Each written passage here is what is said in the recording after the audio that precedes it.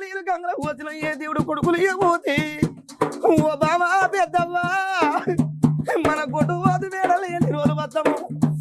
మనకు ఏ దేవుడు మనకు వరం ఏడు ఏ బామో అయ్యయ్యో ఏ భగవంతుడు మనకు కొడుకులు ఏడు బిడ్డలు ఏడు మన తల్లి గర్భాన పుట్టినప్పుడు మన తండ్రి గర్భాన పుట్టినప్పుడు మన నాడు ఒక